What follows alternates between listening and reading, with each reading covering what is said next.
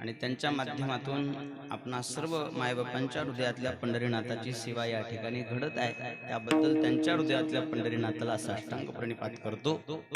त्याचप्रमाणे ज्यांच्या गळ्यात माता सरस्वतीनं प्रवेश केला आणि पत्ता विसरून गेली असे आमचे विठ्ठल महाराज देशमुख, ज्यांचं आमच्यावर आणि परमार्थावर विशेष असं प्रेम आहे। त्याचप्रमाणे स्तुतीस्तुमनानं त्यांचा अभिषेक करावा असा वाटतो असे आमचे अभिषेक महाराज। मला तर असं वाटते की सगळे गजानन महाराजांच्या संपर्कात आले की गजानन बाबाच होऊन जातात। अशी ही जी समिती आहे, अध्यक्ष महोदय जेव्हा भेटले त्यावेळेला अतिशय विनम्रतेनं वाकून नमस्कार करून बोलले। मला त्यांचं नाव आता पहिल्यांदा ऐकलं, डॉक्टर पोफडे साहेब, पोटफोडे, डॉक्टर पोटफोडे साहेब यांचे नावही फार मस्त आहे त्यांचं। म्हणजे पोट फोडून पोटातून भगवंताच्या विषयीचं प्रेम बाहेर काढणारे असे। आणि सर्व सदस्यगण जी मंडळी मला भेटली, नावं जरी सगळ्यांचे माहीत नसले तरी त्यांच्या डोळ्यामध्ये, त्याचप्रमाणे आपले गुलाने साहेब, त्यांनी सुद्धा वारंवार फोन लावून चौकशी केली। आता येता येता केली, जाता जाता काय माहित का नाही।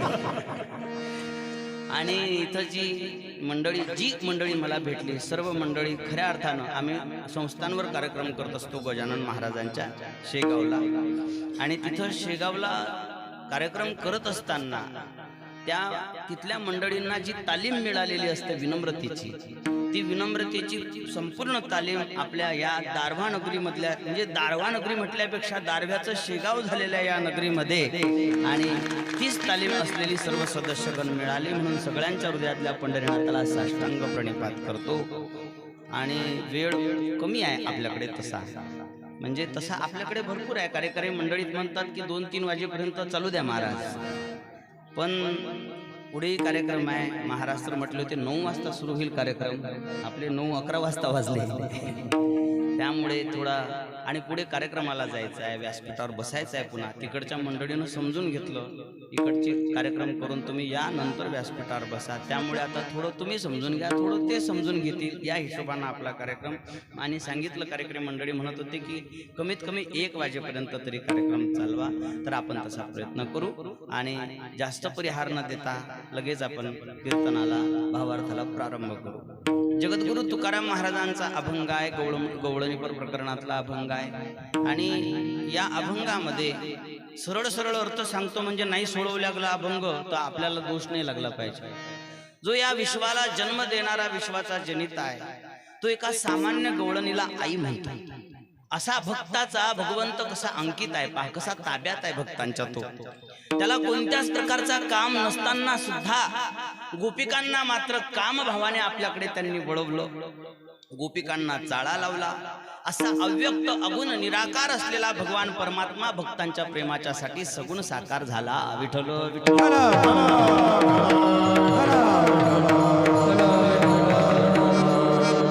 परब्रह्माने 3 प्रकारच्या प्रकृतीचा आधार घेतला। प्रकृती आणि पुरुष हे काही भिन्न भिन्न नाही आहेत, प्रकृती आणि पुरुष दोन्ही एकच आहेत। माया त्याची ब्रह्म, ब्रह्म तिची माया, अंग आणि छाया जया परी। ज्याप्रमाणे शरीर आणि शरीराची सावली एकमेकापासून भिन्न नसतात, त्याचप्रमाणे ब्रह्म आणि माया एकमेकापासून भिन्न नसतात। हे अध्यस्त माया ज्या वेळेला परब्रह्माला लागली, त्यावेळेला परब्रह्माने 3 प्रकारच्या प्रकृतीचा, सत्व, रज आणि तम याचा आधार घेतला। सत्वगुणाचा आधार घेऊन ईश्वर रूप प्रगट केलं, रजोगुणाचा आधार घेऊन जीव रूप प्रगट केलं, आणि तमोगुणाचा आधार घेऊन जगत रूप प्रगट केलं।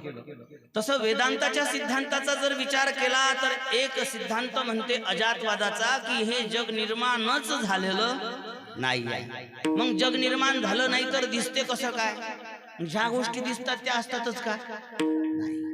स्वप्नामध्ये दिसलेली जी सृष्टी आहे ही जरी दिसत असली तरी तो आभास आहे, त्याच्यामध्ये सत्यता नाही आहे। तसं भगवान परमात्मा सुद्धा सत्य आहे, पण भगवंतावर झालेला हा जगतरूपी आभास आहे। सत्य तू सत्य तू सत्य तू विठ्ठला, सत्य तू सत्य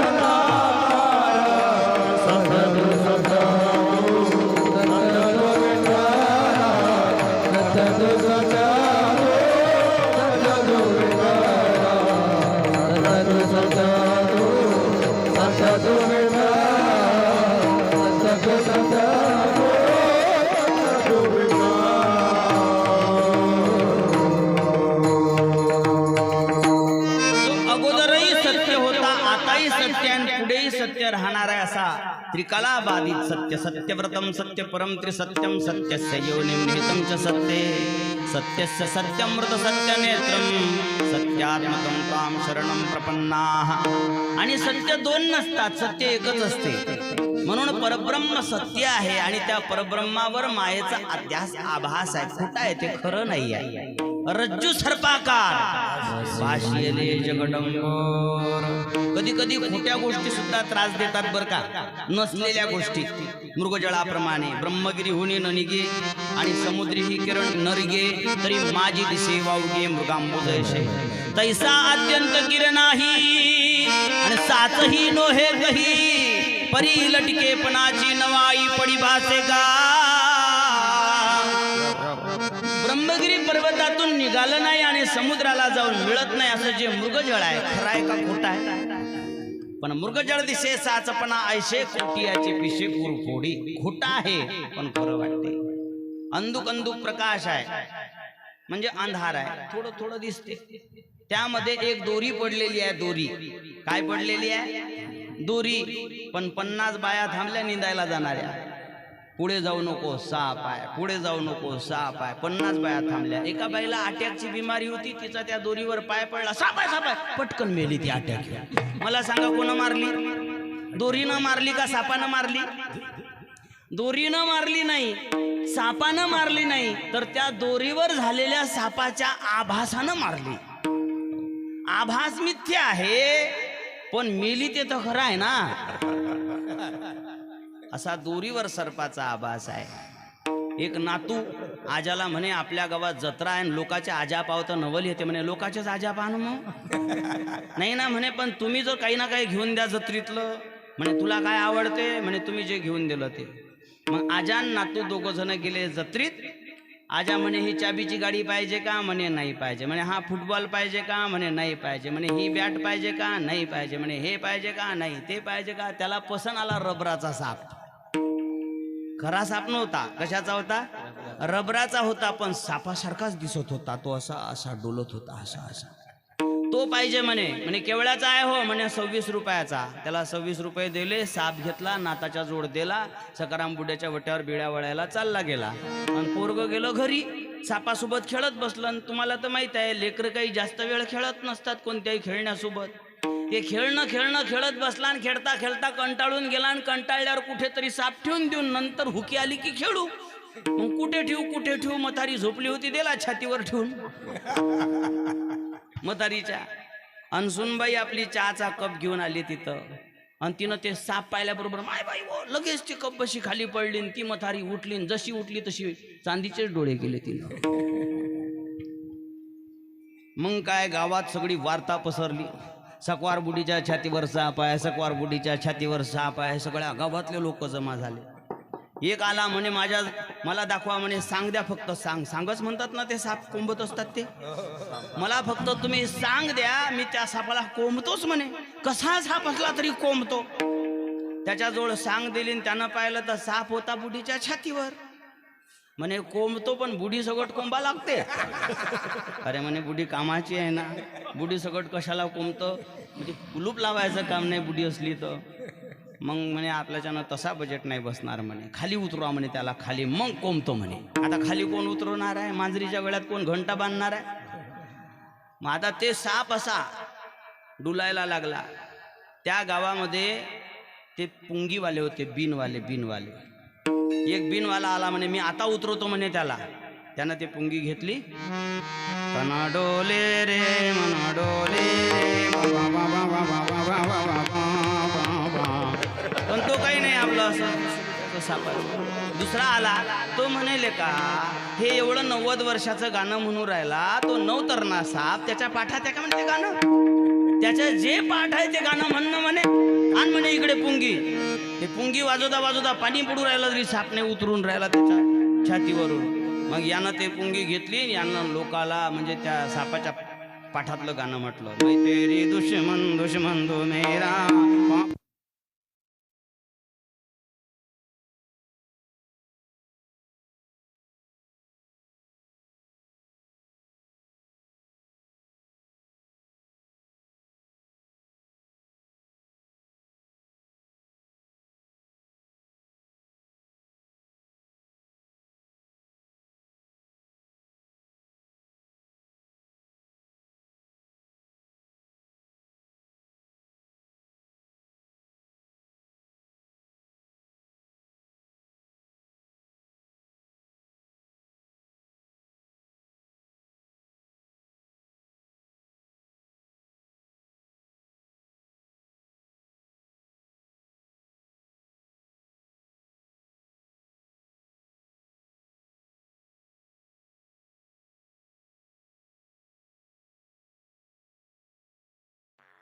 खरा नसलेला साप यानं त्रास दिला बा खोट्या असलेल्या सापानं. तसं खोटं असलेलं हे जगत आहे, जगत निर्माणच झालेलं नाही आहे. हो. चतुश्लोकी भागवतामध्ये हंसरूपे ब्रह्म हंसरूपे ब्रह्म उपदेश श्री हरी चतुश्लोकचारी भागवत ज्ञानम परम गुह्यम मे यद्विज्ञान समन्वितम सरहस्यम तदंगम च गृहानागदितम मया. ब्रह्माजींना हंसरूपानं परमात्मा म्हणतात. अनुभव प्रेमा भक्ती यांनी युक्त असलेलं ज्ञान मी तुला सांगतो, तू जरा नीट लक्षपूर्वक ऐक. अहमेवा समे वाग्रे नान्यद्यत् सदसत्परम पश्चादहम यदेतश्च योगशिष्येत सोस्म्यहम. अरे या जगामध्ये जे जे तुला डोळ्यानं दिसते ते सर्व मी आहे. जे जे डोळ्यानं दिसत नाही ते मी आहे. जिथपर्यंत सृष्टी आहे ते मी आहे आणि जिथं सृष्टी संपली ते सुद्धा मीच आहे. आता एवढं सांगितल्यावर जर काही उरलं असेल तर ते सुद्धा मीच आहे. हे संपूर्ण जगत नाही आहे, तर ह्या संपूर्ण जगतामध्ये मीच जगत रूपानं नटलेला आहे असं समज. सिया राम मैं सब जग जानी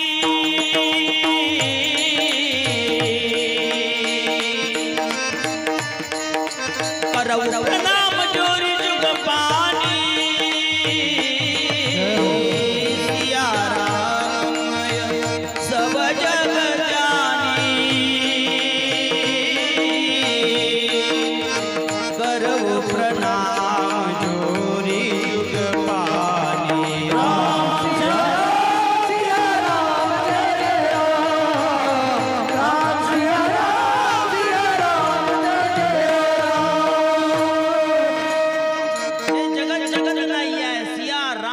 सब जग जानी.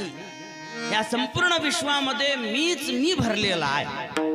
मग तुम्हीच भरलेले आहात तर तुम्ही दिसत का नाही सगळ्यांना? याला कारण माझी माया. काय आहे त्या मायेचं स्वरूप? म्हणे ऋतेर्तम यत् प्रत्येतन प्रत्येत चात्मनी तद्विद्यात आत्मनो माया यथा भासो यथा तमः. वास्तव्यात असलेल्या गोष्टीला झाकते आणि नसलेल्या गोष्टीला दाखवते, तिला माया असं म्हणतात.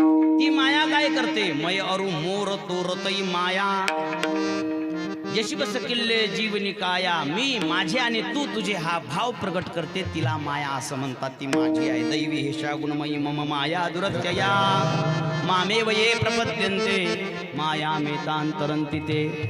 आणि ही माझी जी माया आहे हिला तारण्याच्यासाठी माझ्या कृपेशिवाय दुसरं कोणी काहीच करू शकत नाही. स्वसामर्थ्यानं ही माया तारता येण्याजोगी नाही आहे. म्हणून तर देवाला हाक मारा लागते. ही कुत्री जी आहे ना माया नावाची, ही देवाची आहे आणि मोठी डेंजर कुत्री आहे. एखाद्याच्या दारात आपल्याला जायचं आणि त्याची कुत्री डेंजर असली तर कुत्रीला हाक मारायची का? आपल्या ओळखीचीच नाही ती. तिच्या मालकाला हाक मारायची की तुमची